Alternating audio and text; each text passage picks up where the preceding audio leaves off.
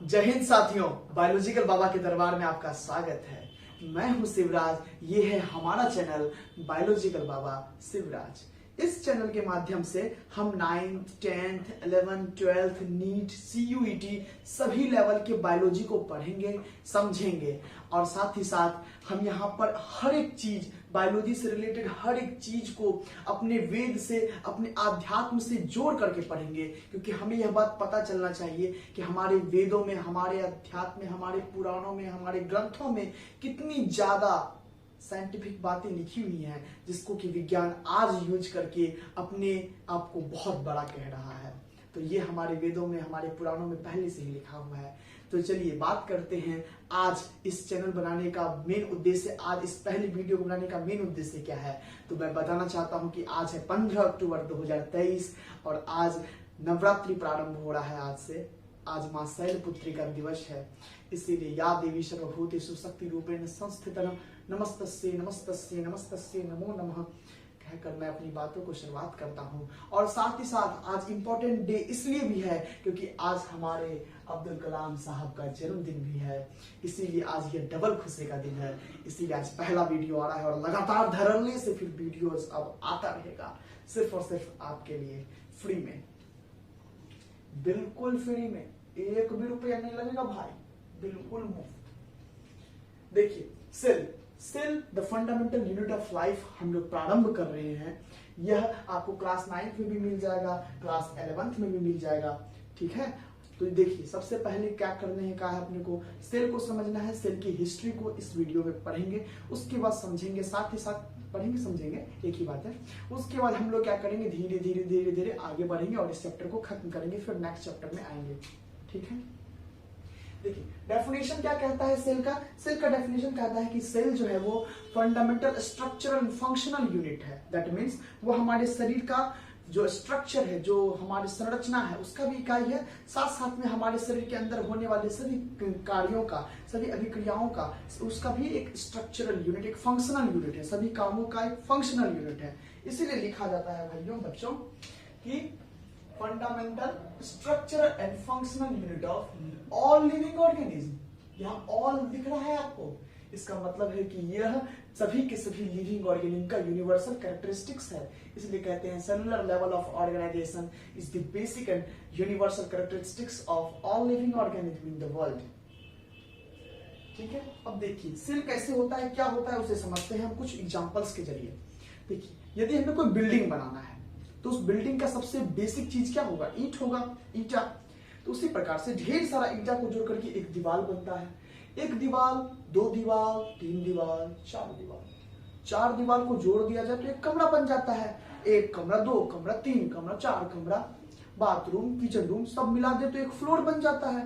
उसी प्रकार से एक फ्लोर, दो फ्लोर, तीन फ्लोर, चार फ्लोर मिला दे इस प्रकार से तो एक बिल्डिंग बन जाता है। उसी प्रकार से हमारे शरीर में सेल, यदि ग्रुप ऑफ सेल मिलकर के किसी एक फंक्शन को परफॉर्म करे तो टिश्यू बन जाता है। ढेर सारा टिश्यू मिलकर के एक ऑर्गन बनाता है। ढेर सारा ऑर्गन मिलकर के यदि सिस्टमेटिक वर्क करे तो वो ऑर्गन सिस्टम कहलाता है। और ढेर सारा ऑर्गन सिस्टम मिलकर के हमारा बॉडी फंक्शन करता है। यानी जब ढेर सारा ऑर्गन सिस्टम फंक्शन करता है एक साथ कोऑर्डिनेशन के साथ, तो हमारा बॉडी बनकर तैयार होता है, ठीक है।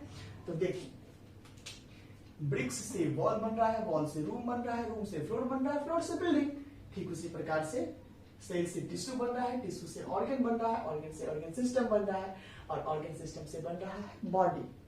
अब देखिए हमें पढ़ना है history of cell. History of cell वो हम लोग आज पढ़ेंगे और जीवन भर के लिए याद हो जाएगा।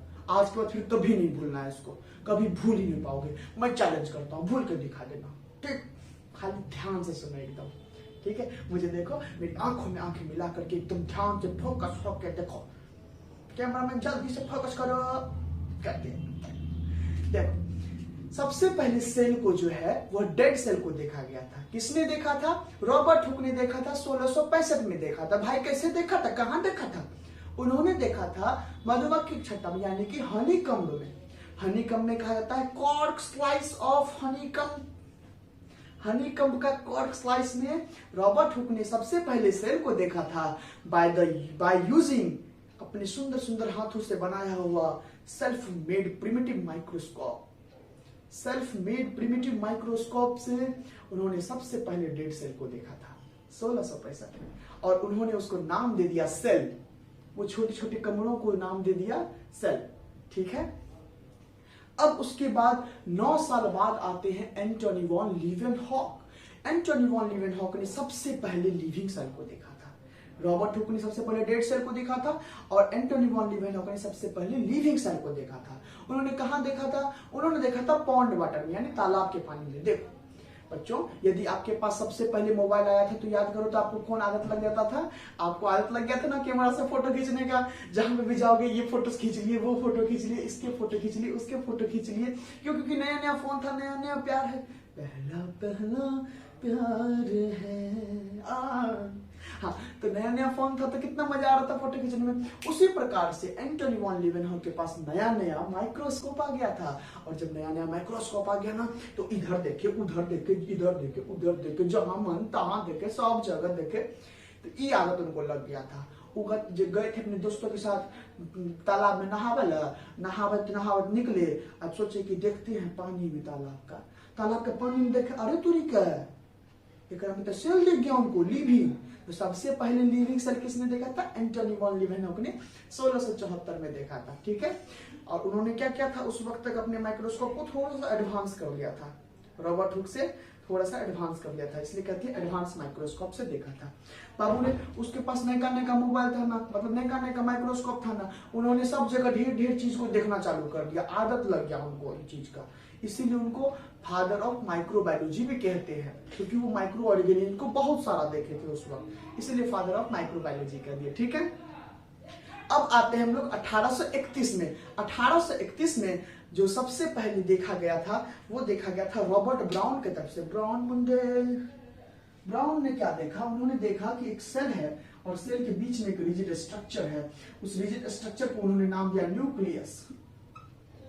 उन्होंने कहा इसे न्यूक्लियस। क्या आपको दिख रहा है? उन्होंने एक सेल था, सेल के बीच में क्या था? एक न्यूक्लियस कहा उन्होंने रिजिड स्ट्रक्चर को, ठीक है। उसके बाद 1839 आता है और 1839 में जो साइंटिस्ट आए वो आए थे पुरकिन जी, और उन्होंने कहा कि अरे भैया ब्राउन भैया, आपको ये गोला के अंदर तो दिख जाए गोला है, ठीक, लेकिन आपको ये नहीं देखा कि यहाँ तरल पदार्थ है, यहाँ फ्लूइड है, ये आपको नहीं देखा, टुक टुक देखत लौकत नहीं। तो उन्होंने इसको नाम दिया साइटोप्लाज्म, ठीक है। और इस न्यूक्लियस के अंदर में जो पाया गया उसे कहा गया न्यूक्लियोप्लाज्म। यानी क्या अंतर है? साइटोप्लाज्म कहते हैं प्लाज्मा मेम्ब्रेन के अंदर और न्यूक्लियर मेम्ब्रेन के बाहर, इन दोनों के बीच में जो पाया जाता है उसे कहते हैं साइटोप्लाज्म। न्यूक्लियर मेम्ब्रेन के अंदर में जो पाया जाए उसे कहते हैं न्यूक्लियोप्लाज्म, ठीक है। अब इन दोनों के साथ इन दोनों को मिला करके एक नाम दिया गया, उन्हें कहते हैं प्रोटोप्लाज्म। तो प्रोटोप्लाज्म की खोज किसने की थी? पुरकिन जी ने की थी 1839 में, ठीक है, याद रहेगा। अब हम बात करने जा रहे हैं 3 इंपॉर्टेंट थ्योरीज की, हाइपोथेसिस की। ये थ्योरी नहीं, हाइपोथेसिस है, ठीक है।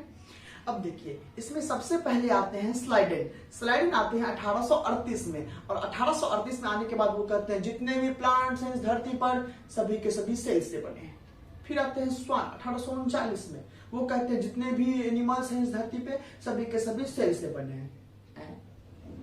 अटपटा हो जाएगा तब, एग्जाम में उल्टा पुल्टा हो जाएगा तब, नहीं होगा। ट्रिक सुनो, देखो स्वान मतलब क्या होता है, सुनो। विद्यार्थी का 5 गो लक्षण है, अल्पाहारी, गृह त्यागी, स्वान निद्रा। स्वान निद्रा यानी कि कुत्ते की जैसा नींद। हम लोग का बचपन में होता था इसे नींद, मम्मी उधर से आई, उठा रही है, उठ ना रे, उठ, उठे किए ने, हम लोग सुतल रहते थे। तब तक मम्मी आती थी, एक बाल्टी पानी ली, ऐसे उजल ध्यान देनी, तब अरे भोर भए गेलै, हमरा लगले राते होइ छै, जाइ छियै दांत मुंह कर लै छियै, भोर भए गेलै, ऐसे उठ के हम लोग जाते थे। आजकल जो कुतवा सबको देखेगा, आजकल क्या पहले से भी कुतवा सबको देखेगा, वो सबको तनी ऐसे रोक दो, ऐसे कर दो, खाली कान ऐसे खड़ा हो जाए कुतवा का, क्या बोला, क्या बात, ऐसे ऐसे करने लगेगा कुतवासा। तो इसका मतलब निद्रा किस तरह से, श्वान निद्रा होना चाहिए विद्यार्थी का, ठीक है। तो याद रखना श्वान मतलब कुत्ता, ठीक है। तो कुत्ता क्या है, एनिमल है, तो all animals are made up of cell. इसको किसने कहा था, श्वान ने कहा था, ठीक है, ऐसे याद रखें। तो जो बच गया वो स्लाइडर ने कहा था कि सारे के सारे प्लांट सेल से बने हैं। और 1855 में आते हैं वर्च्यू। वर्च्यू ने कहा था कि जितने भी सेल हैं वो अपने बाप दादा सेल से बने हैं। मतलब ये कि all cells are made up of its pre existing cell. और उन्होंने इसी चीज को अपने भाषा में कहा, ओमने सेलुला सेलुला उसका अपना भाषा है, लैटिन वर्ड, ठीक है। तो देखो क्या कहता है, प्री एग्जिस्टिंग। प्री मतलब पहले, एग्जिस्टिंग मतलब अस्तित्व में रहने वाला, यानी कि यह सेल है अगर, तो इसके पहले अस्तित्व में इसका पेरेंट रहे होंगे, इनके पूर्वज। इसके पहले इसका पूर्वज रहा होगा, इससे पहले इसका पूर्वज रहा होगा, यहाँ पर भी सेल होगा, अलग अलग सेल होगा, ठीक है। इसलिए कहा जाता है कि हर सेल अपने पूर्वज सेल से बना हुआ है, ठीक है। इसी बात को किसने कहा था, वर्च्यू ने कहा था। और उन्होंने स्लाइडन और स्वान के थ्योरी को मॉडिफाई कर दिया था यह बात कहते हुए, ठीक है। तो ये था हमारा सेल थ्योरी। इन तीनों के थ्योरी को मिला करके हम लोग क्या कहेंगे, सेल थ्योरी।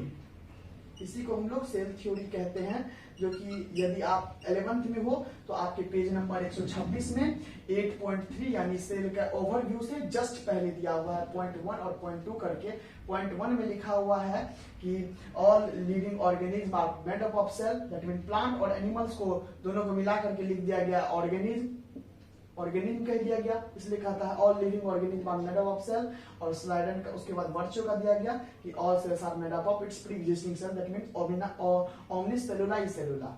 उसके बाद हम लोग बात करते हैं इन 1940 इलेक्ट्रॉन माइक्रोस्कोप डिस्कवर्ड। जब इलेक्ट्रॉन माइक्रोस्कोप की 1940 में डिस्कवर हुई, खोज हुई, तब जाकर के हमारे सेल की दुनिया में रिवॉल्यूशन आ गया।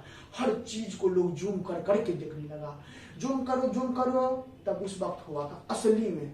उस वक्त सेल के न्यूक्लियस में जूम कर करके देखता था, अरे बाप रे क्रोमोसोम है, क्रोमोसोम में डीएनए है, अरे तो ये क्या में तो जीन है, अरे डीएनए 4 को यूनिट से है, एडेनिन थाइमिन साइटोसिन गुआनिन, अरे तो ये भाला के ऐसे से देखता था, ठीक है। तो हम लोग धीरे धीरे सभी चीजों को बारी बारी से क्रमशः पढ़ेंगे और इसी चैनल में मिलेंगे। आप लोग क्या करिए, इसका स्क्रीनशॉट मान लीजिए, मैं हट जाता हूं। तब तक के लिए जय हिंद, मिलते हैं फिर से।